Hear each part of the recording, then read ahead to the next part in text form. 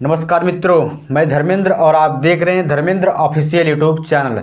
साथियों, आज हम बात करेंगे ऐसी विधानसभा सीट के बारे में जहां तक अभी तक भारतीय जनता पार्टी उन दोनों विधानसभा सीट पर जीत नहीं दर्ज कर पाई है। भारतीय जनता पार्टी के 2017 और 2022 के विधानसभा चुनाव में, इन दोनों चुनाव में भारतीय जनता पार्टी की आंधी चली, लेकिन उस आंधी में भी भारतीय जनता पार्टी इन दोनों सीटों पर अभी तक जीत नहीं कर पाई है। साथियों, आज हम बात करेंगे आजमगढ़ की दियारगंज विधानसभा सीट और लालगंज विधानसभा सीट के बारे में।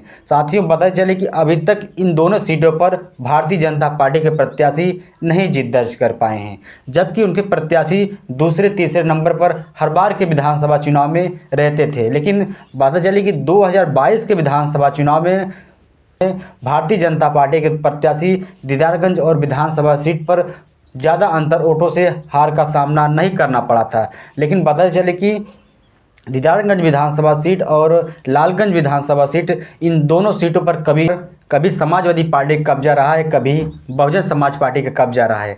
साथियों, बताते चले कि लेकिन इस आगामी होने वाले विधानसभा चुनाव में भारतीय जनता पार्टी लालगंज विधानसभा सीट और दीदारगंज विधानसभा सीट पर जीत दर्ज करना चाहेगी, क्योंकि अभी तक इस सीट पर भारतीय जनता पार्टी अभी तक अपना खाता नहीं खोल पाई है।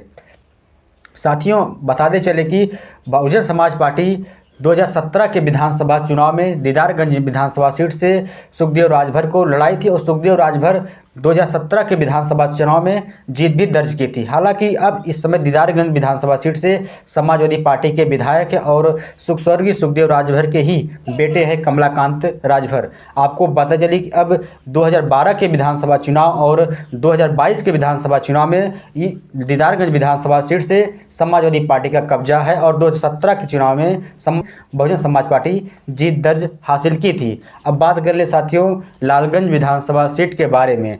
लालगंज विधानसभा सीट पर भी भारतीय जनता पार्टी उस विधानसभा सीट पर भी 2022 और 2017 और 2012 के विधानसभा चुनाव में हार का सामना करना पड़ा था। लेकिन पता चले कि 2022 के विधानसभा चुनाव में भारतीय जनता पार्टी के प्रत्याशी लालगंज विधानसभा सीट से दूसरे स्थान पर थे। कि इन दोनों सीटों पर भारतीय जनता पार्टी अभी तक जीत हासिल नहीं कर पाई है, लेकिन आगामी होने वाले 2027 के विधानसभा चुनाव में लालगंज विधानसभा सीट और दीदारगंज विधानसभा सीट भारतीय जनता पार्टी जीतना चाहेगी। लेकिन साथियों, बताते चले कि 2022 के विधानसभा चुनाव में आजमगढ़ की 10 के 10 सीट भारतीय जनता पार्टी हार गई थी। लेकिन पता चले कि उस समय भारतीय जनता पार्टी के साथ सुहेलदेव भारतीय समाज पार्टी के राष्ट्रीय अध्यक्ष ओम प्रकाश राजभर समाजवादी पार्टी से गठबंधन करके विधानसभा का चुनाव लड़े थे।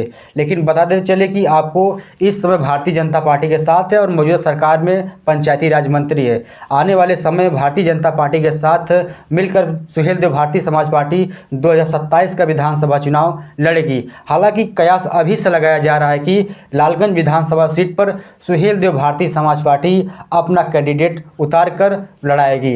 हालांकि गठबंधन में देखना है किससे सीट भारतीय जनता पार्टी देती है। ओम प्रकाश राजभर को क्या लालगंज विधानसभा सीट देकर भारतीय जनता पार्टी एनडीए के साथ मिलकर लड़ाती है, तो देखना होगा। लेकिन बताते चले कि बहुजन समाज पार्टी के 2017 के विधायक रहने वाले मर्दन आज़ाद अब सुहेलदेव भारतीय समाज पार्टी में शामिल हो सकते हैं। पहले तो ये फोटो आप ध्यान से देख लीजिए। ये है लालगंज लोकसभा सीट की पूर्व सांसद संकीदा आज़ाद और उन बगल में उनके पति आज़ाद हरिमर्दन हैं। बताते चले कि अब आज़ाद हरिमर्दन सुहेलदेव भारतीय समाज पार्टी में शामिल हो सकते हैं। हो सकता है 2027 के विधानसभा चुनाव में हरि आज़ाद मर्दन को सुहेलदेव भारतीय समाज पार्टी लालगंज विधानसभा सीट से सुहेलदेव भारतीय समाज पार्टी के टिकट पर विधानसभा चुनाव लड़ा सकती है।